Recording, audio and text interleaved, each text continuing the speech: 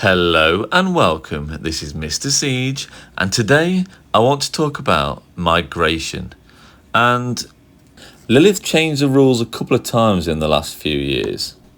Personally, I thought it used to be absolutely amazing.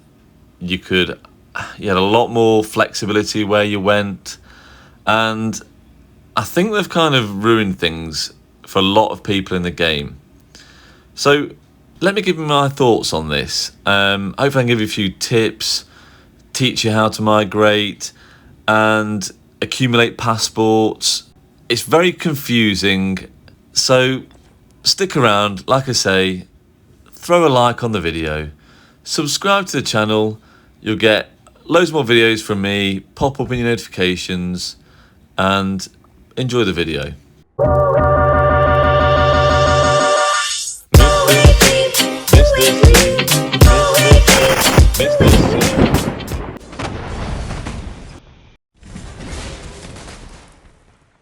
So let's get on with it.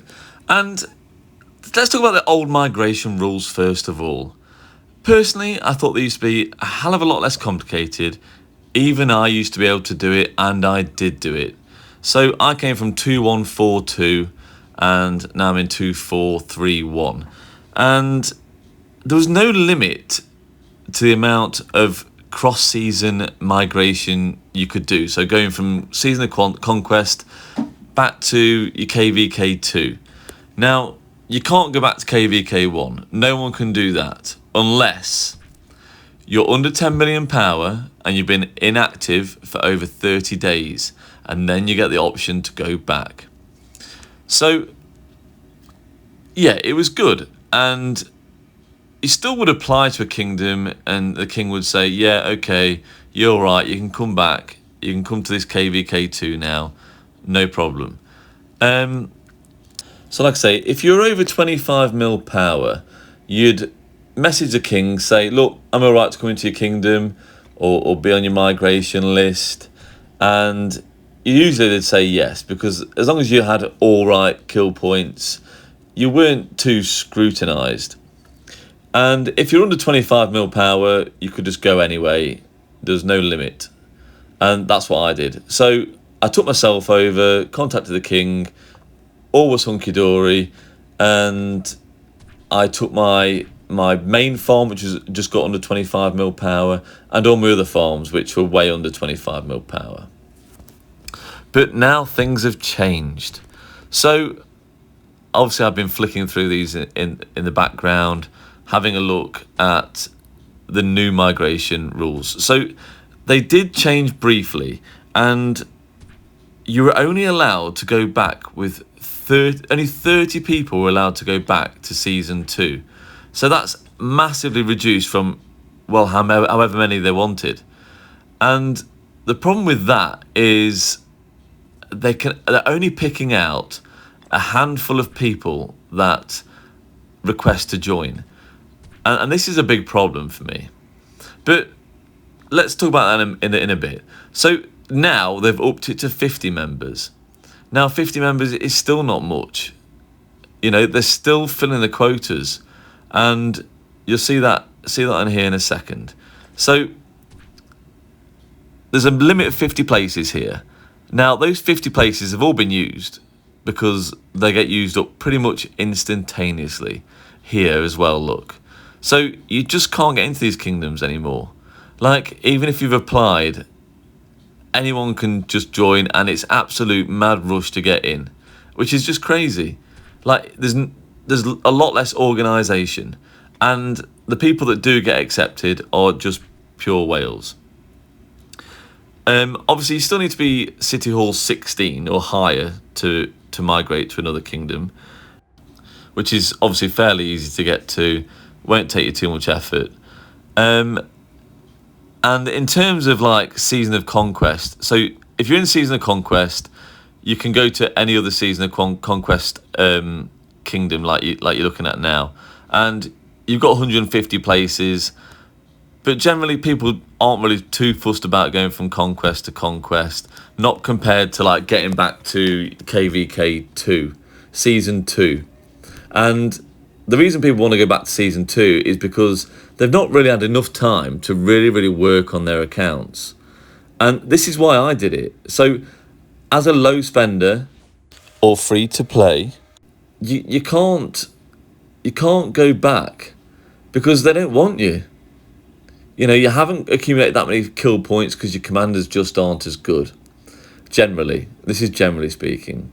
So you're sort of stuck in Season of Conquest then. And that's a bit of a pain for most people. You're in a place where you're not really contributing that much to your kingdom. And you've got no way of moving back. So if you're between 25 mil and say 45 mil, you're not really wanted in Season of Conquest anymore. So what do you do? This is the question. And I feel sorry for you guys. Look, I was lucky enough that before these new rules came into place, I could go back to Season 2. And it was great because I had time to work on my Season of Conquest commanders. And by the time I got to Season of Conquest again, I was okay. Because the first time I went to Season of Conquest, I had Alex and YSG maxed. And to be honest, they weren't doing as well as what they were in KVK 2 and 2 and 3. It was just a completely different ballpark. And this is why it's so difficult. And I wish they'd just change the rules back. Because you're getting people stuck in a kingdom. And this is the problem where you're getting dead weights because people don't want to fight or they basically just can't fight. And these people have nowhere to go.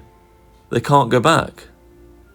So if you're a casual player there, you just want to log in once or twice a day, I'm sorry, you're going to struggle. You'll get to Season of Conquest and you think, wow, look at all these new commanders. What am I supposed to do now? It's okay if you've been managed to grind and chain barbs and really work hard on your account, but that just isn't the case for many players. And surely that's not great for Rise of Kingdoms, just to be pushing players out as soon as they get to Season of Conquest and not letting them return and giving them the biggest option as possible to return and work on their commanders. And as you may know, by the time you get to Season of Conquest, you may not even know that much about the game. Like, you may have just been really casually playing. And, you know, you may not have watched any YouTube videos. You may not have watched Chisgul and Omniarch and all the other great creators out there. You may not have heard of those by then. And it's not until Season of Conquest you really sort of realise, oh my God, this is actually quite tough. It was very casual before. KVK 1 and 2 didn't really matter too much, but then Season of Conquest, things start to get a bit more serious. And you don't want to be deadweight in a kingdom. But then, like I say, where can you go? No one wants you if you've got lowish kill points and you're low power.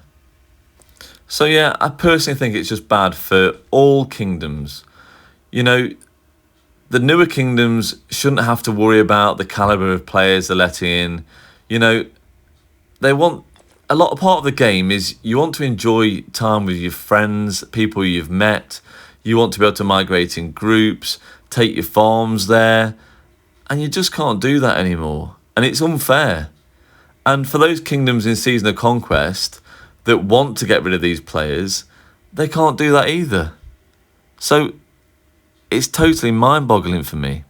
Just to allow 50 players per Season of 2 allowed back, it's just mad. But let's go on to actually how you do migrate. So first of all, you're going to need your passports, which we'll get onto in a moment. So firstly, like I say, no one can migrate back to KVK 1 unless you're under 10 mil and you've been inactive for 30 days. That's a fact. If you're in Season of Conquest, you can go back to KVK 2 or 3 or any other Season of Conquest, obviously. But if you're in KVK 2 or 3, you can't go forward into Season of Conquest. Now let's take a look at how to acquire these passports.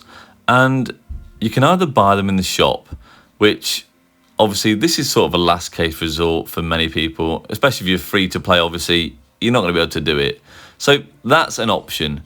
And the first bundle is the best value, as well as the second bundle's good value, but after that it deteriorates. Now, your Alliance shop. In your shop, you can sell things like, you know, your equipment you don't need anymore. So I'm selling a few here just to accumulate a few more credits. And with these Alliance credits, you can buy passports. So let's sell some of these. I don't need any of these anymore. And as you can see, you're just accumulating a fair few credits. Now, here's in the Alliance shop. So I can add these to the shop if I wish. There are 100,000 per passport to put in the shop. So let's put one in the shop now. And I'll purchase it to show you the cost. So it costs 100,000 Alliance credit to put in, and it'll cost me 600,000 of my credits to buy. So that's a lot of credits. It's important to accumulate these credits. And the way to do that is donate to your Alliance. Donate every single day, as many times as you can. Help with your building. So, you know, build your flags, your structures, your Alliance fortresses. That will accumulate you credits and your Alliance. And obviously sell those items you don't need anymore. Sell those green blueprints. You shouldn't really need those. So that's how to get your passports, and that's the only way you can get your passports. Please beware, there'll be a 30-day cooldown until you can migrate again if you migrate to another kingdom. So make sure you find a good kingdom, one that's unlikely to have a civil war. You'll need to have impressive stats, so work hard to get them now. No slacking, guys. Liaise with the king. Try not to migrate illegally and get zeroed, because that might be an issue. Right, guys, well, I hope you enjoyed that. I hope you got a few tips. I know most of it was a little bit of a moan. Maybe there's a lot of you that had the same problem. I wanted to keep going back to KVK2 to work on things, but couldn't. I mean, it worked out okay in the end. But I hope you enjoyed the video. Please subscribe, and bye-bye.